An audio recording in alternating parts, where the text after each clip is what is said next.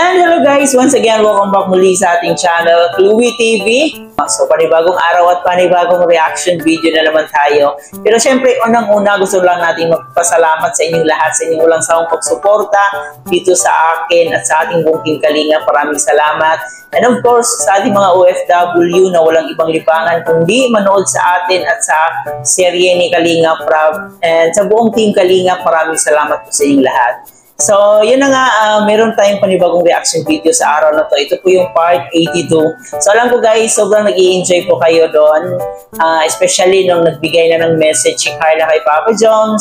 No? And lahat naman ng mga malapit kay Papa Jones, nagbigay sila ng kanilang mga mensahe, birthday message doon kay Papa Jones. But behind those happiness na nakikita natin, hindi natin alam na may nangyari pala sa likod noon.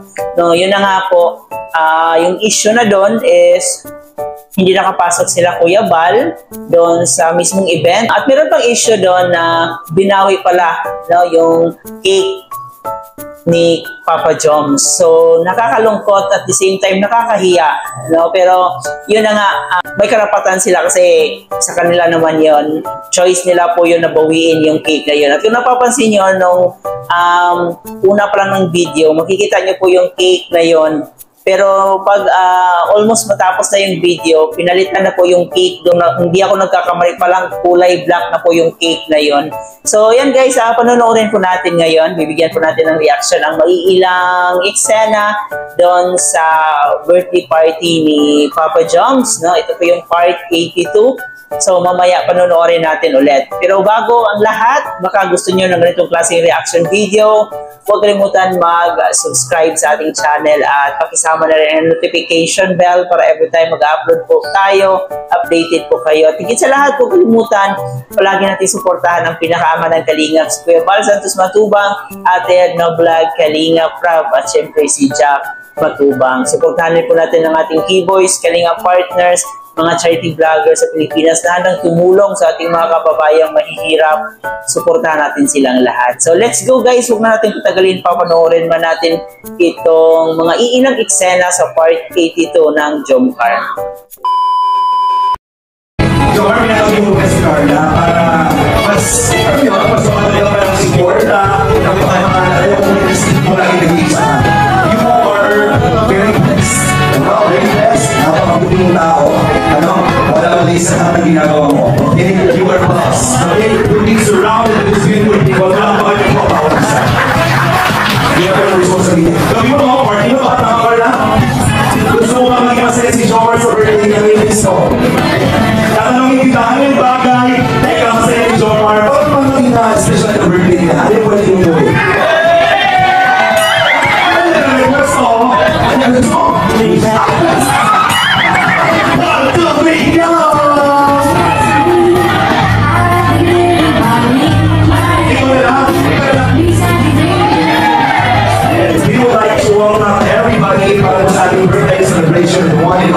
Kalinga Jomcar.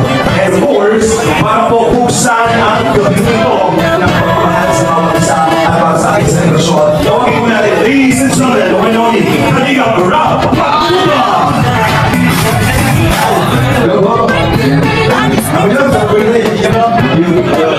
So, ayan, thank you so much. Napakasaya ang gabi ngayon.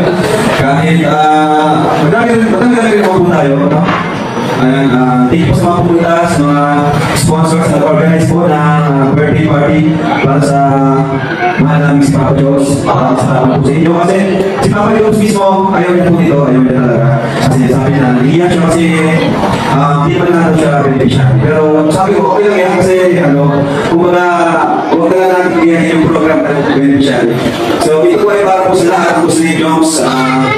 Yung nagmahari, hindi siya masyadong center or highlight. So, mamaya mga party-party tayo games and tawag siya ng mga information numbers. So, ganoon po ka-habol si Papa Jones. And thank you so much sponsors, si Tita, thank you po sa inyo, sa family Jones, salamat, at sa K-Boys, sa Team Bruce, yan, sa lahat ng mga pumunta para iba na yung pangalayo ba kayo. Kaya, thank you po sa siyempre sa ALM, kay Boss Alvin, thank you so much, no? Talaga naman, grabe, tayo pinibigyan ko sa amin kahit napaka-busy nila. At syempre sa grupo nila. sa lahat. And yun, ayun, at syempre, kay Carla, napakagano, napakasuporti. Siya na tayo ngayon nandito ah. Yan, hindi kasi alam mo iba din naman kapag akala ko yung iba mo, hindi ka iba. Ay, sabi ka, okay, pero yun. Enjoy na po natin, makapusok tayo kasi yung program natin masyado mahaba dahil ang mga usual program natin. And thank you so much and good luck. Thank you very much. Malaman niyo yung bang na malis ko si Kuya Bal. Nabiyak. Biyak ko sa taas. Bagong yun. Ay, pambira. Ikaw sa bro. Umiyak bro si Jobs. Kanina ba umiyak yung kanina? Bro, ako pa yung entrance bro. Inano siya, minimik ko siya. Nabalitaan pala nila ako si Kuya Bal, nag-walkout. Sino nagsabi? Ano dyan natin? Ah, Kasi ano dyan natin? grabe Ano ano. siya? Kaya pala kapag ano ni Jobs kanina, naiyak pa rin siya eh. Oo. Sabi nga ni Boss Alvin kanina, dito niya sisimula, di okay. Ako na nag-start kasi maghintay tayo matagal nito. Diba? Bakit kumalo na agad? Pag-usapan na lang after. Kasi para kay Papa Jobs naman to eh. Hindi naman to para sa atin. Para kay Papa Jobs ito. Wawa naman si Papa Jobs. Naiibit siya. Naiibit. Saka si Carla. Pinabawi yung cake? Boss? Pinabawi? Pinabawa? Pinabawa bro yung cake. Alin dyan, alin dyan? Ay, ito. May lang nangyari to bro? Ba't pinabawi yung cake? Bakit yung more naman nasa yun? May lang nangyari to bro? Ba't pinabawi yung cake? Bakit yung more naman nasa yun? So yun na nga po guys, no, very emotional po si Papa Jones sa kanyang birthday. And nung una hindi natin napansin kasi hindi pa naman pumutok yung balita na yon. So akala natin na emotional lang siya kasi happy siya sa birthday niya. Pero di natin alam na may nangyari pala talaga.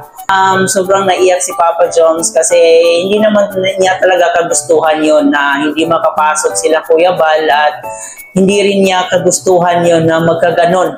No, kasi alam niya po in the first place nung pumasok pa lang siya dito sa Kalingap na one Kalingap, one family. So alam din niya kung ano yung rules ni Kuya Bal dito. Gusto ni Kuya Bal na sama-sama lahat. Pero ang nangyari parang may hindi pagkakaintindihan at ang naiapektuhan talaga dito si Papa Jones. Masaya naman po ang Part 82. Lahat naman po sila nag-i-enjoy pero kitang-kita niyo po talaga na sobrang nalungkot si Papa Jones and sobrang siguro nahiya na rin po siya kasi hindi niya talaga akalain ang mangyayari yun. At kahit sino pa naman, no? Alam natin na founder po yan ng Kalingap. So nakakahiya po. Hindi naman po kagustuhan ni Papa Jones yun. Kaya wag na po nating iba si Kalingap Jomar. So mag-move po na po tayo at nangyari na po ang nangyari.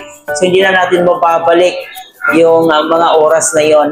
So yun, kahit pa paano sobrang nag-i-enjoy at kitang-kita nyo naman na napaka-supportive ni Carla Bells, no? Sobrang ganda ni Carla sa kanyang suot na kulay black, no?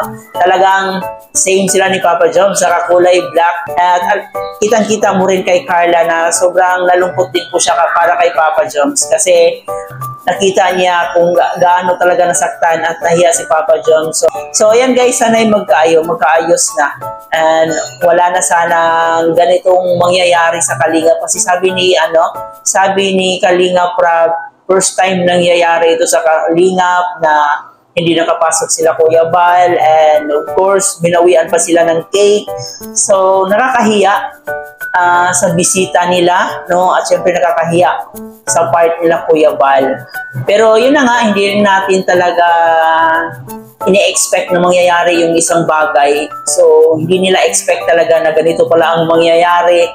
And yun na, past is past. So ang gagawin na lang natin ngayon is moving forward, no? Nakikita ko po sa mga comment section, sobrang nabash po si Kalingap Jomar dahil po sa nangyari dito. So sana sa ating mga kababayan, especially sa mga nagmamahal ng Jomcar, sa mga solid Kalingap supporters, na huwag na po sana nating iba si Papa Jones kasi pati siya, hindi rin niya alam bakit nangyayari itong bagay na to. So yun na mga ka-Jomcar, mga Kalingap, no? So alam natin na malalampasan ito ng ating Jomcar, no? Kasi sobrang napaka-fighter po ng dalawa and sa kabila po naman nangyari sa kanila, no? From the very start hanggang ngayon, talagang yung batikos, yung mga fake news, So, parang nakasanayan na po nila yan. So, alam natin na malalampasan po nila ito. So, ayan guys, maraming salamat sa iyong pagsama dito sa ating reaction video. Kayo ba guys, ano yung masasabi nyo? Mag-comment po kayo dyan sa ating comment section.